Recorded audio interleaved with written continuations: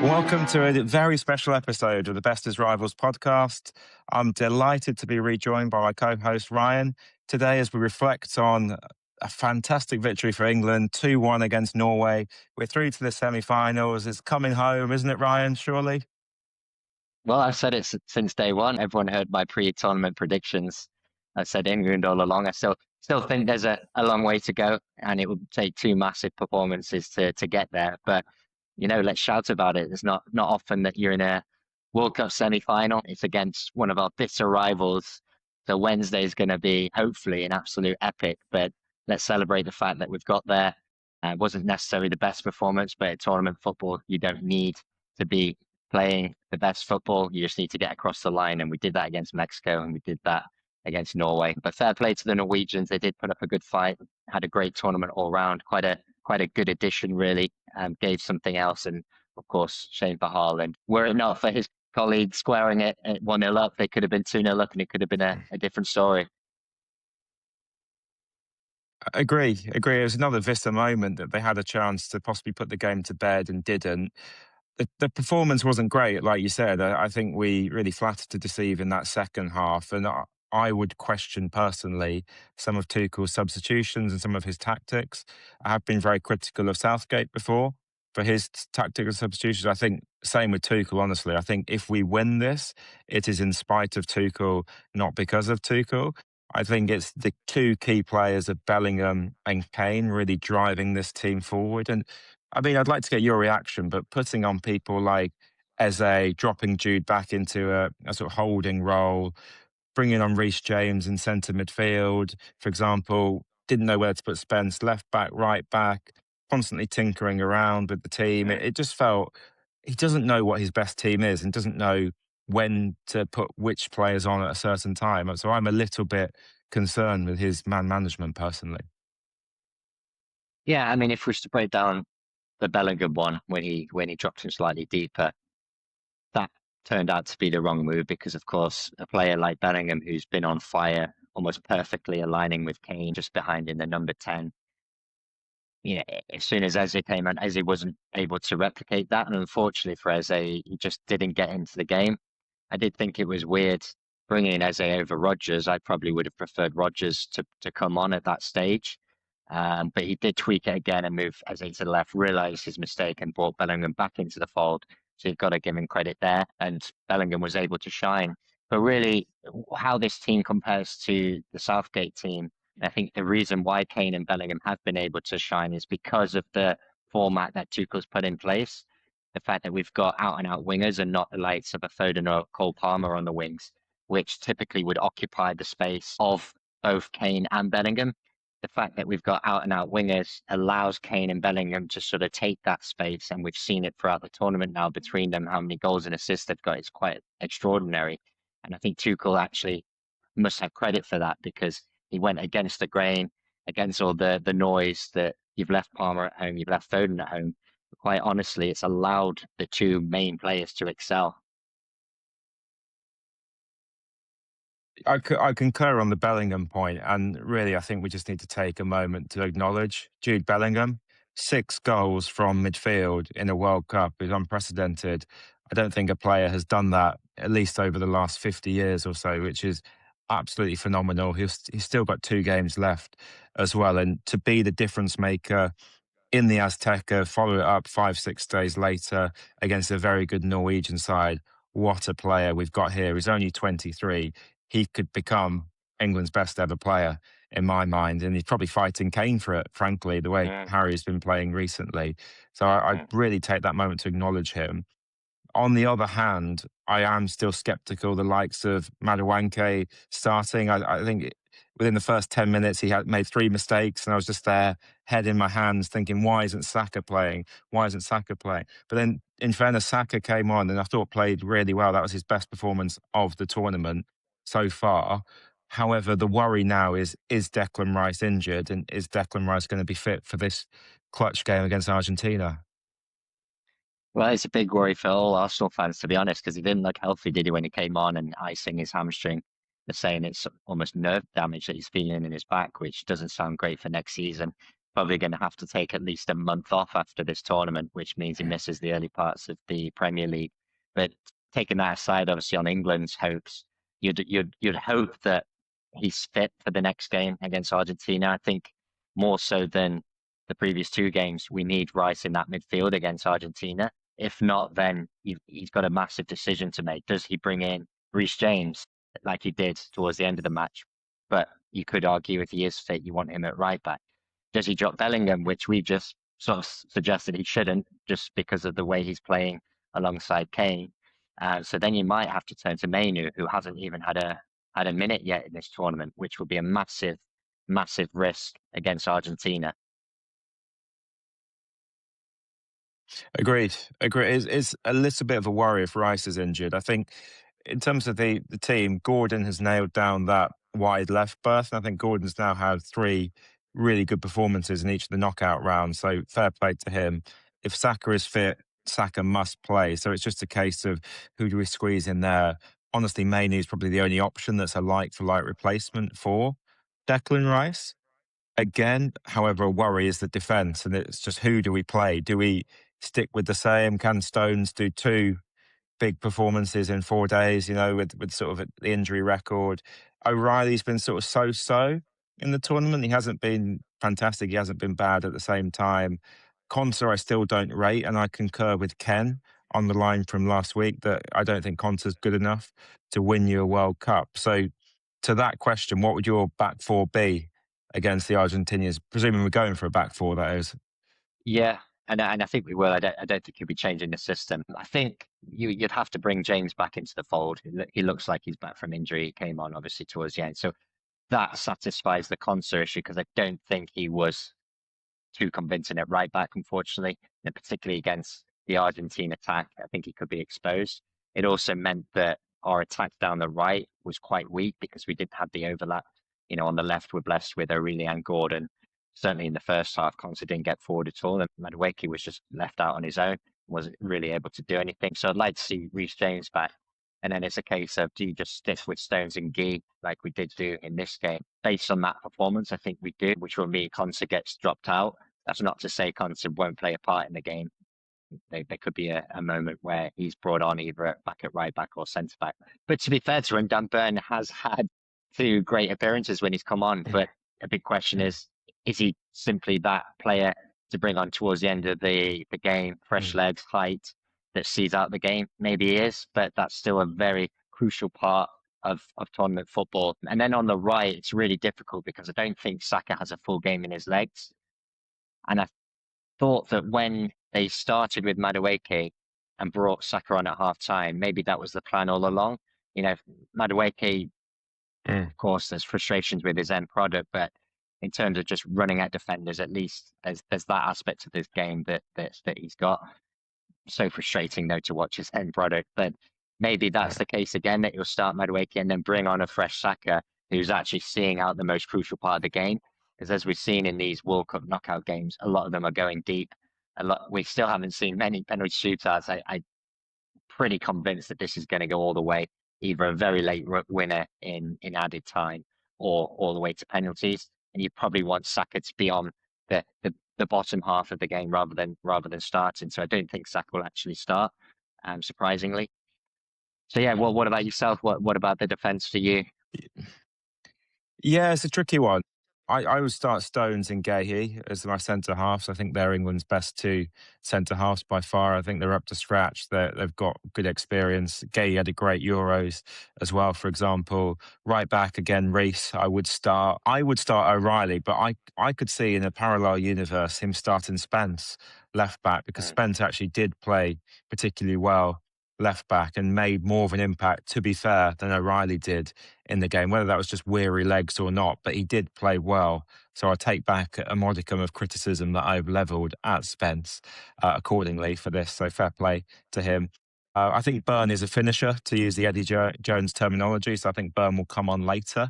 So I think that will probably be the back four. I think you'll bring on Spence later on.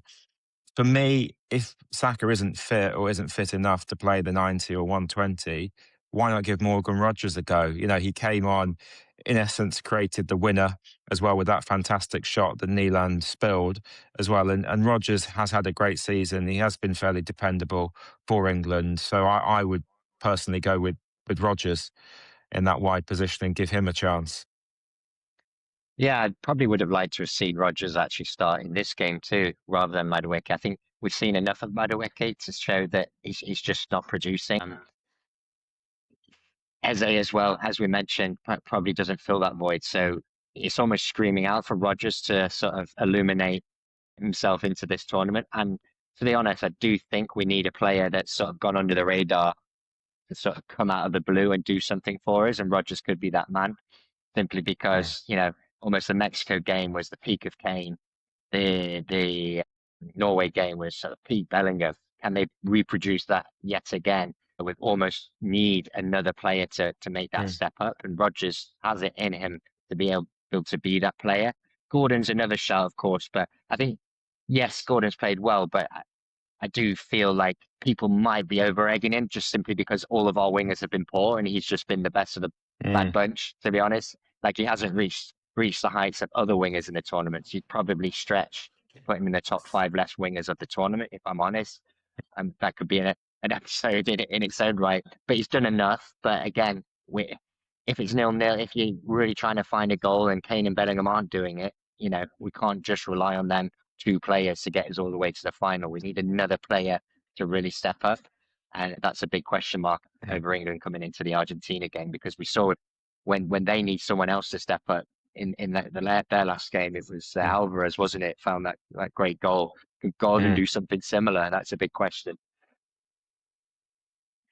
Yeah, you make a great point, and there's so much key man risk on both Bellingham and Kane. I think it's 12 of the 13 goals that England have scored at this tournament are through those two individuals. So it's just so reliant on that. And the other was a sort of, an add-on from Rashford when we'd already won the game against Croatia. So everything has gone through those two.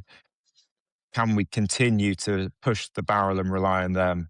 Let's see. Because, looking forward and slightly changing the sort of narrative, but Argentina next, it is an absolutely incredible game ahead. There's a huge football rivalry there.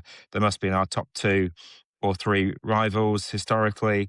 The fact that you look at the last three World Cup games and you can think the Beckham penalty in '02, the Beckham red card in '98, that was an incredible game, 2-2 penalties. And then prior to that, obviously the hand of God and then the Maradona worldie afterwards. So this could be the game of the tournament. Ryan, what are you thinking as we go into it? I've got goosebumps, mate, thinking about it after you're breaking down all of those. Yeah, this could be England's most significant game in our lifetime. And it probably is, to be fair. And certainly in terms of World Cup, can't get much better than England, Argentina. And to be fair, if you look across both semi-finals, I think it is the four best teams, really. If you break down the last sort of 5 years, you've got Spain and France, who's won the last two Euros. Obviously, Argentina won the last World Cup, France but before that. And then England have been that sort of nearly team, haven't we? Getting to the Euro finals, getting to quarterfinals in the World Cup. It's sort of there or thereabouts. So you've probably got the four best teams in the semi-finals, which, for football in perspective, is fantastic. It will be a wonderful game. I mean, I was thinking about this today. And if we do go in and beat Argentina, that is probably England's second best ever win in its history after obviously Mm. the World Cup final win against Germany. I can't think of a bigger win ever against such a rival team. The holders as well, with arguably the greatest player of all time leading them too. So it will be a phenomenal clash. And I think for me, this is where Tuchel earns his money. We've said Mexico, Norway, Congo, okay, decent teams, but we're England. We've got a great team. We should be beating these teams.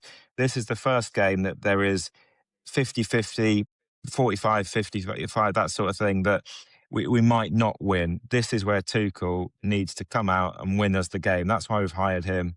We need to win this game. Otherwise, for me, it's been a failure. And that might sound harsh, but that's just my view on this. Don't know if you're as extreme as me.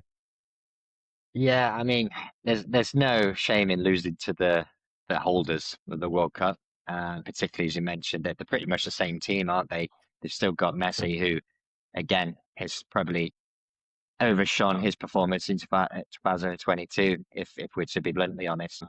Yeah, I mean, we did say at the start of the tournament that the big reflection on Tuchel's performance in this tournament would be how he performs against the big teams. But it's no small feat getting to the semi-final. You know, we haven't been blessed to get to many semi-finals in not just our lifetime, but in England's history. So we try and shy away from that. And they have been difficult games for different circumstances. Obviously, the Mexico one, which we've covered, and Norway, they were different, decent outfit. You know, as we mentioned, they could have been 2-0 up if their ball was square to Haaland. So it's no easy win, and I think Tuchel deserves some credit in terms of just getting us here. I think a lot of it will actually come down to the how we perform on the day. If we do lose, but in amazing fashion, where it's a massive game, both teams playing very well, very good football. It's almost like a 3-2 classic or something like that, and we've gone out on our shield. Then I think that will be different to That's a fair. 3-0 win to Argentina. So I wouldn't say purely if we lose, then Tuchel's had a bad tournament. It's probably going to be the fashion of us losing. But hey, let's be optimistic. We're going into this game on a high. I still think there's lots of vulnerabilities in the Argentinian team. Barring that red card, that stupid red card for Embolo, Switzerland were on and up, and they could have quite easily snuck the win there in normal time. They're beatable, and I think we're going to do it. So let's not just go doom and gloom and focus on if we lose. I think we've got a massive opportunity here to get into a World Cup final against two of the best teams in either France or Spain, both of them worthy of them getting into the final. And we should be really optimistic here.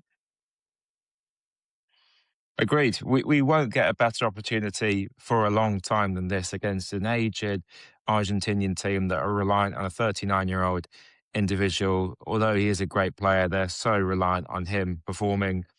They are weak defensively. We are strong, attacking minded team. We can do this. We can take Argentina. We can win this. I think it would be penalties. I don't want to. I don't know how that's going to fall, but I think it will come to penalties, and we'll have to pull our proverbial fingers out and win. Frankly, I don't know what your final prediction would be. Yeah, I mean, I'm not much of a betting man, but I'm convinced both teams will score within the 90 minutes. I just can't see it being 0-0 or, like a one. I think both teams will score in normal time. It will be taken to the depth. Can someone a moment of magic? There's enough players on both sides of the pitches for a moment of magic, and who's going to be the star? I mean, someone could really, certainly from the England team. I mean, Argentina slightly different circumstances because they have won World Cups in the past, and more recently, of course. But if an England player was to sort of win it for us in extra time, when it's 1-1, they score the winner. They're writing their names in the history book. So yeah, I think I'm in agreement. I don't think it's won in normal time, but both teams will score in 90 minutes, and it's taking quite deep. Whether it goes to penalties, that would just be absolutely nerve crunching. I mean, I can't even think about a penalty shooter against Argentina to get in the final of the World Cup. It doesn't get any bigger or better than that.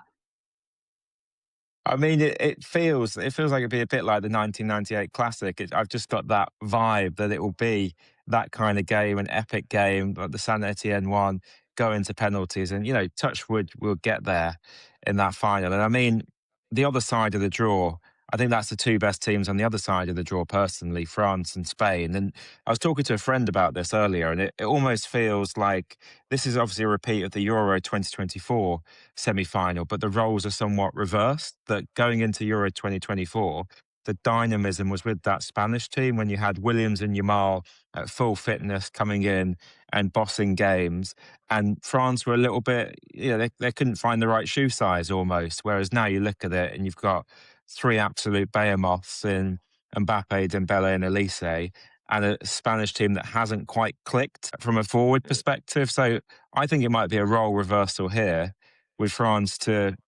I could see a 1-0, 2-1 kind of victory here for the French as they get into their third successive final. How about yourself? Eh, To be honest, I hope France absolutely batter Spain. Spain have been boring. worthy of getting there. Their defensive records sort of been fantastic, but so boring to watch. And obviously they did us over in the Euro final. So don't think I'll be often sort of wanting France to win a game, but in this particular episode, I would love a 3-0 thrashing. That being said, it's probably slightly harsh on Spain. Yamal's been quite poor, really. Probably he did so well in the Euros, didn't he, as a 18-year-old that almost you expect him to step up again in the World Cup. He's still a very young player and he just Mm. hasn't really found his feet. Really, when you're picking out the players in the Spanish teams, no one's had a fantastic tournament. Maybe Cucurella at Probably left back. He's Cucurella. been, Yeah, yeah, yeah. yeah. Marino when he's come on, but he hasn't even been starting. And really, he's just come on to do a job, and fair play, he's found the back of it. But it's not like he's come on and changed the game. He's just come on and found the ball and stuck it up the net. So yeah, just a frustrating team, really, Spain. And I'd almost, in a strange way, I think England, if we were to get to the final, I'll be fancying our chances more against France than Spain, just because I think Spain have our number. We saw it in the Euro final, and there's nothing that convinces me that it'd be any different because they're so defensively organized. Whereas France against, an England team that does have attacking prowess, they haven't really been challenged yet at the back. Of course, they're always a threat in attack, and it'll be a tough game for our defense. But I almost feel that we've got a better crack at the whip against France than we do against Spain.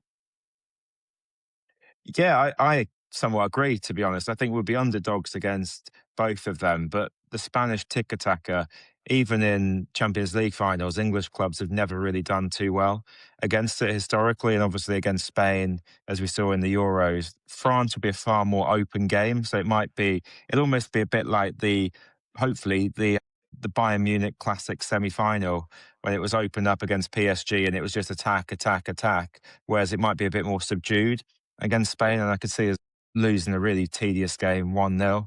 And just, at least France, it would be attacking game. We might lose 3-2, we might lose 4-2, but at least it would be invigorating and it would be worthy of a final. So, I mean, I'm really excited just to have 2 extra games to look forward to going into the final week. We will be there until the final weekend. So, fair play to the lads. Let's just bring it home from here. And just on that note, Ryan, so we've touched a little bit on Jude today.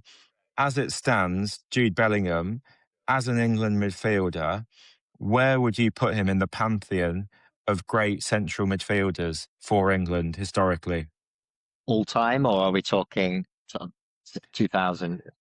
Let's say our lifetime. Yeah, okay. Yeah, so our lifetime, I was born in 93. So in terms of midfielders, and I know when you had your last podcast and you had Patrick on, he mentioned Scholes should be in the in the 11. To my mind, Scholes shouldn't be anywhere near an all-time England 11 because, well, firstly, he couldn't even get in any starting lineup under any manager. So numerous managers, rightly or wrongly, decided not to integrate him into the England setup. You could make the case that we should have done, and our fortunes might have been different. But truth be told, he wasn't put in ahead of the other players around him, so that's probably telling enough.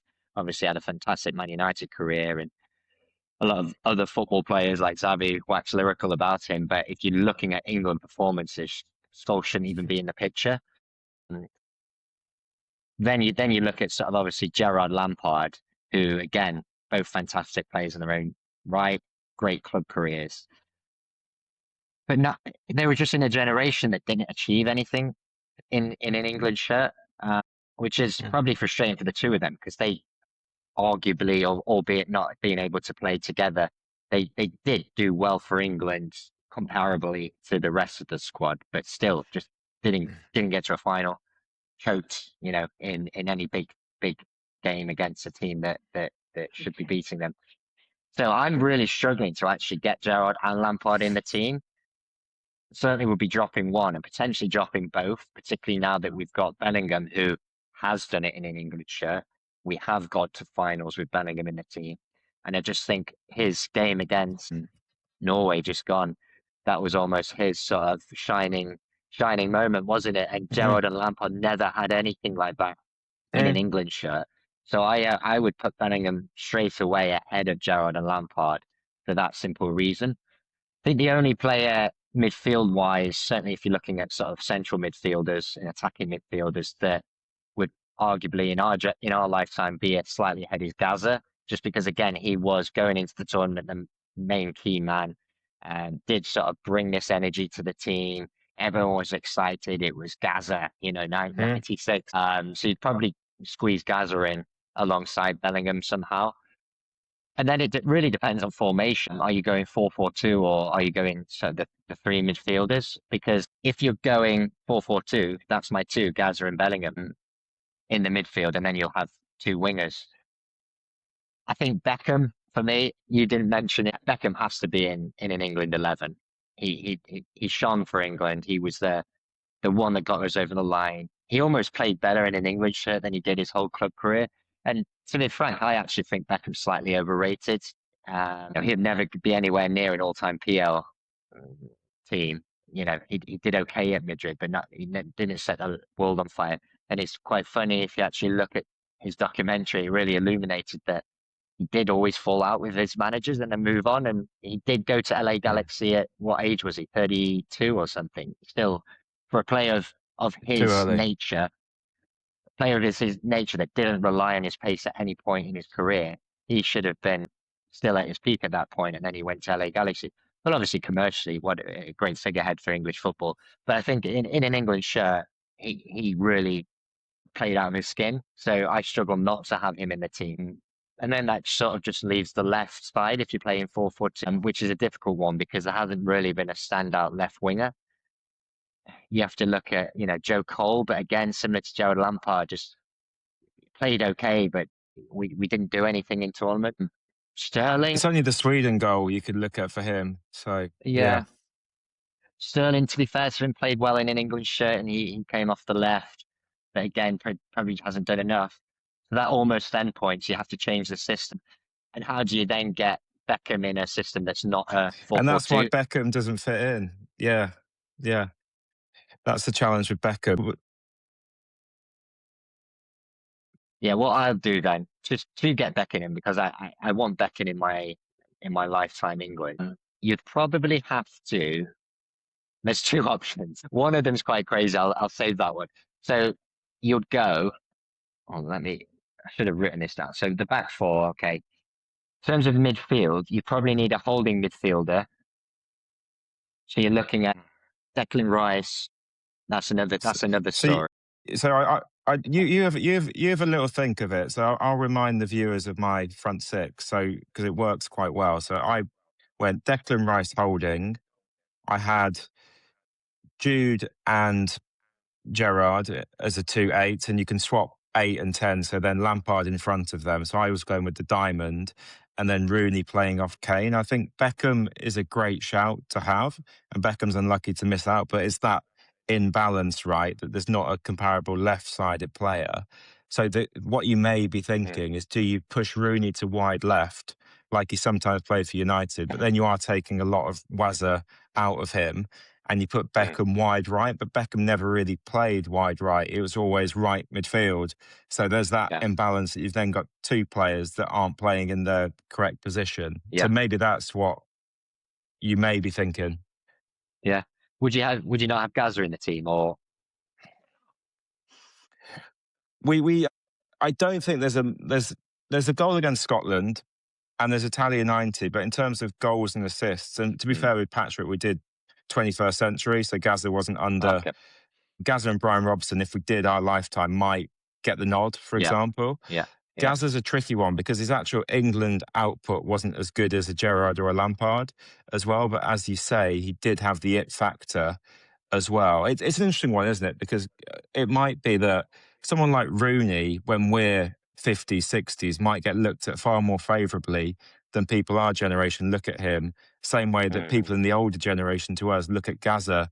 We see Gaza as some kind of archetype because they'll talk mm, about him, and history always reflects favourably on these kind of players, I think, as time goes by. So, yeah, I mean, we should do a full episode maybe of England and look back to the full World Cup of '66 as well, because that would be an interesting one. Maybe get some older viewers on who have seen and lived and breathed it for all this time too. So that would be a good one. The crazy option would actually to get to play a back three and play wing backs and have Beckham as a wing back, which he has played. He did play at one stage. I think England did play Yeah, that in the 90s him and at Darren one stage. Anderton, I think. Yeah. So you could get Yeah, Ashley Cole as the left wing back and Beckham as the right, and try and do something there. But again, you're taking away players in not the best position, which is in the always engine very room. difficult in when you do a fantasy team of history. It's so difficult to get cram people in their preferred position. And it's almost like remember Pro Evolution, the game. You'd have so many different roles. You'd have right forward, striker, centre forward, right Mm, attacking midfield, right midfield, right winger, all different mm. varieties of a player. So it's always difficult. But I don't know. It's certainly in our generation, Beckham was quite significant, wasn't he? He was a wonderful player. Wonderful So player. it's slightly distasteful not to get him in. We'll keep it open, so we'll keep that on the lines for future calls as well. So I think this is one that we can leave open to the debate. We've got views from me, views from you, views from Patrick last time. So it's a good conversation topic for any future dial-in calls as well. So yeah, essentially from us, that really rounds out this very special edition of Best of Rivals podcast. I think it's been great to touch on and preview the Argentina game, recap the Norway, and then look at our best 11 in England history. And we very much appreciate your viewing and we look forward to hearing from you again. We're going to do a dial in the next couple of minutes or so. So please get ready on the lines and we'll continue this as a dial in. So thank you. Please like and subscribe and we'll see you very soon.